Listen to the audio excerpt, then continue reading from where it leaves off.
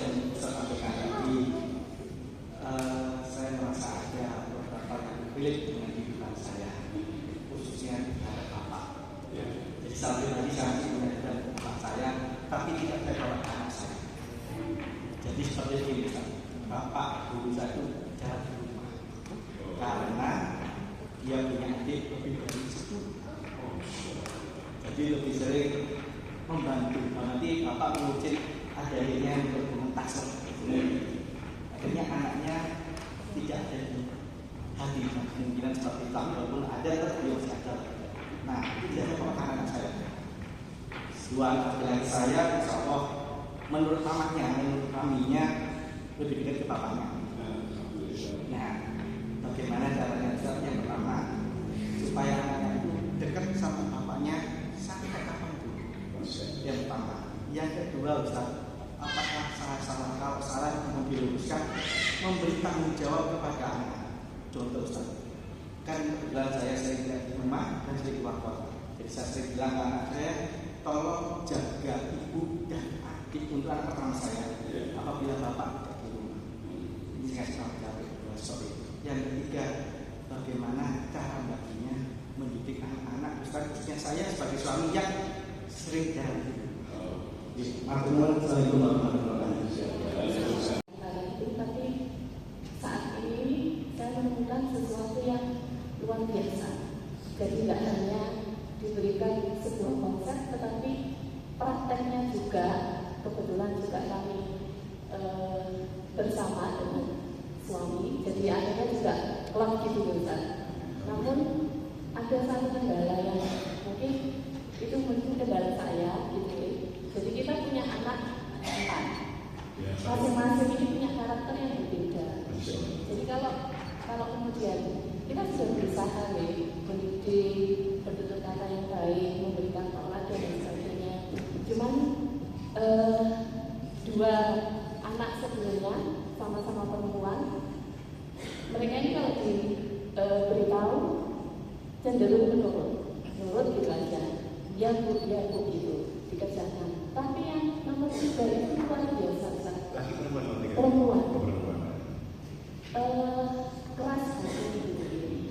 Keras hati. Kalau kemudian saya itu pengen seperti kakaknya, saya usahakan untuk membiasakan komunikasi sejak dini.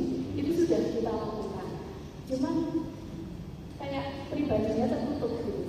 Jadi kalau ditanya gimana kemarin filternya,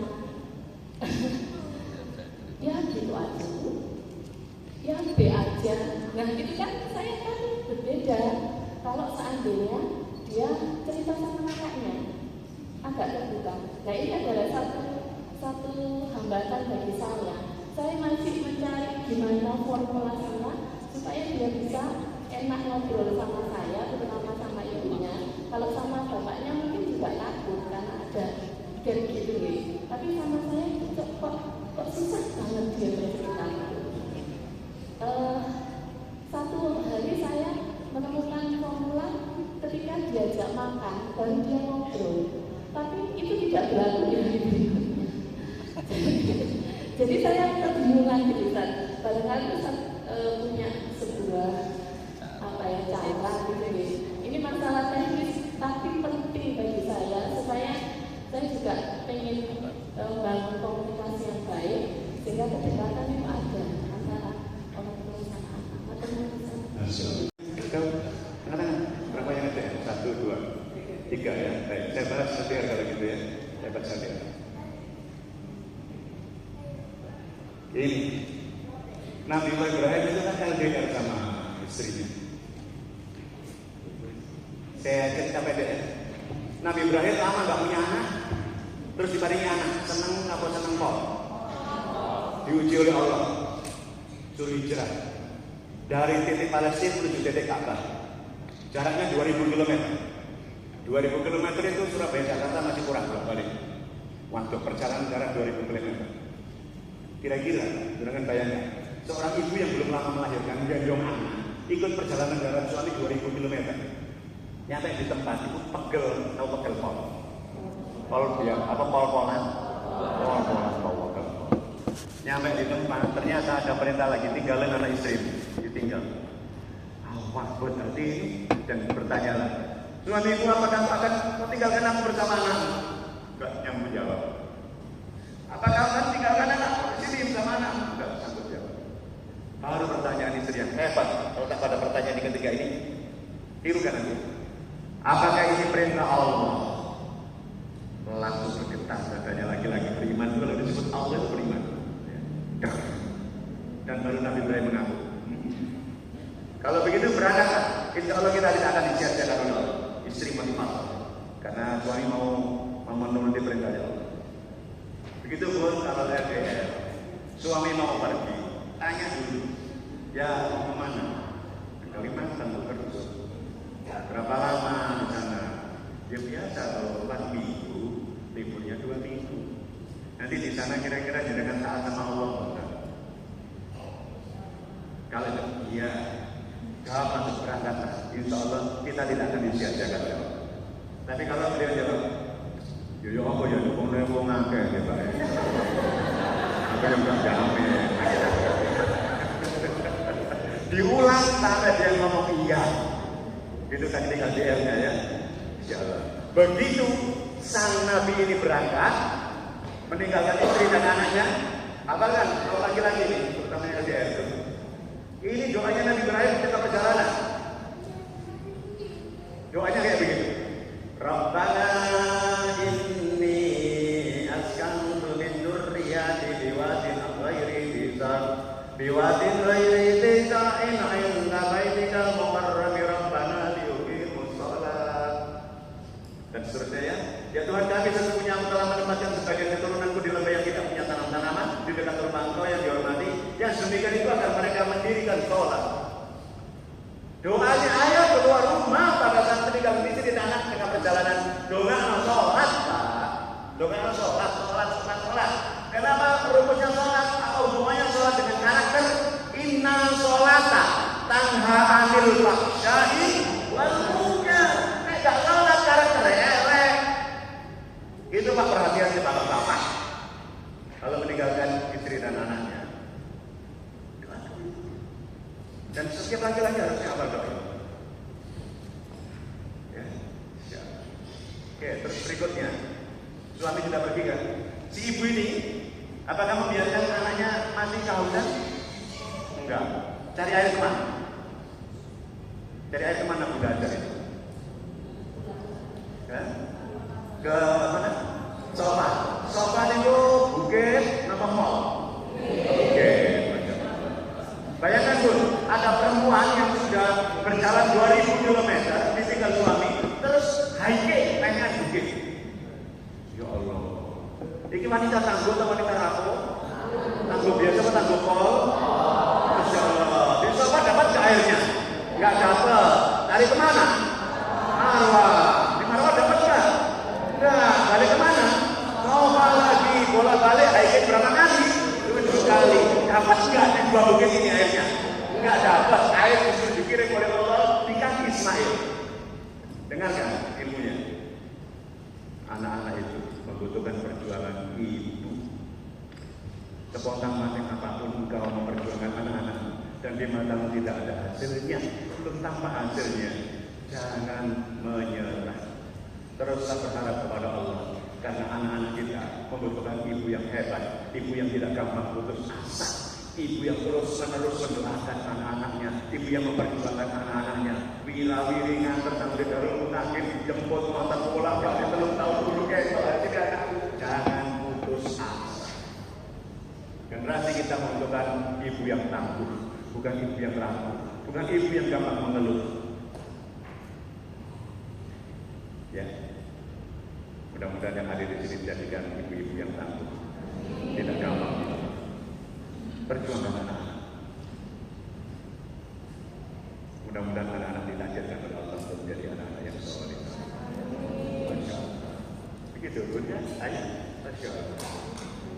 Dekat-dekatan dengan anak. Kalau jauh, telepon, video call. Dan pertanyaannya harus yang baik-baik. Saya akan keliling-keliling Indonesia ini. Suatu ketika saya mengatakan kepada anak saya pada saat saya di NTB, Saya telepon masih telepon biasa tuh, telepon yang begini, screen gitu. Assalamualaikum, waalaikumsalam. Saya tahu itu anak saya yang ada, dan saya tahu itu anak saya yang kedua. Saya bilang, assalamualaikum, ini ayah. Ayah lagi kangen sama anaknya.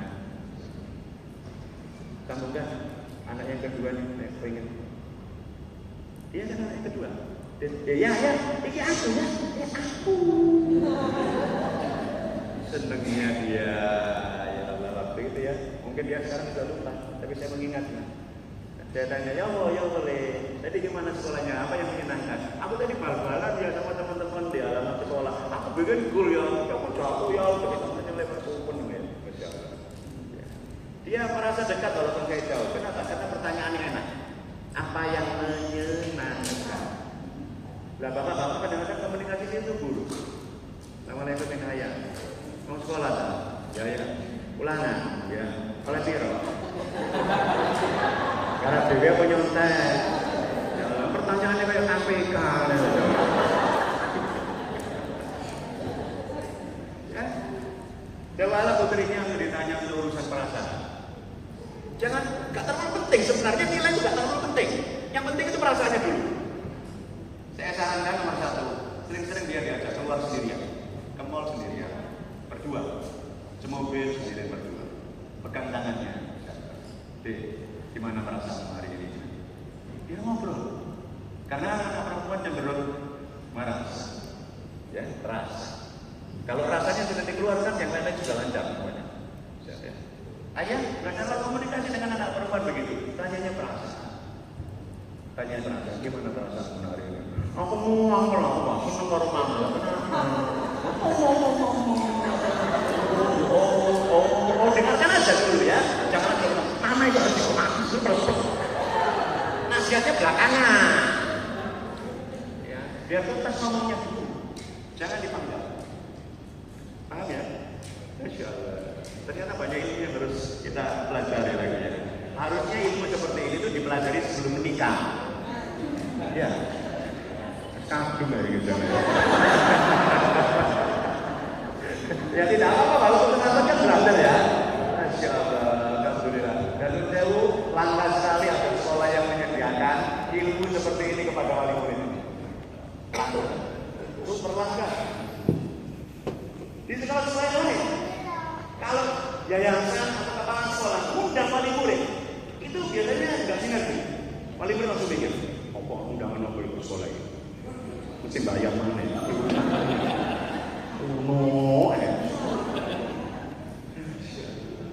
Dan di Darul Muntakin ini, alhamdulillah kita ngobrol-ngobrol lagi ilmunya kayak begini ya.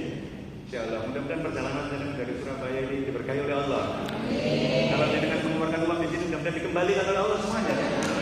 Lipat-lipat, insyaallah ya. Karena kita bersama-sama untuk berkolaborasi mendidik anak-anak berkarakter yang baik. Ingat loh Bu ya, nek wantuk itu kan diobati gampang, tapi nek wantuk untuk angin. Ya. Upayakan karakter. Semua anak kita tumbuh kaya nggak masalah, tapi watak itu dua api namanya ibu, namanya bapak. Alhamdulillah, ya Rabbil Alamin, Masya Allah. Kira-kira parenting seperti ini cukup 3 tahun sekali? Enggak. Perlu ditambah? Insya Allah beda sama Ustaz Salam ya. Simak baik-baik, beliau guru saya. Jadi kulaan ilmu sebanyak-banyaknya, kulaan ilmu sebanyak-banyaknya supaya penyenangan itu hidupnya bermutu. Yang berilmu saja kadang-kadang bermasalah kok hidupnya ya. Mau mana sih nggak duit ilmu. Saya anjurkan ketika kalau ada kesempatan di sekolah yang tidak jauh kayak begini, ajak suami. Parenting itu yang paling apik itu logo jajan.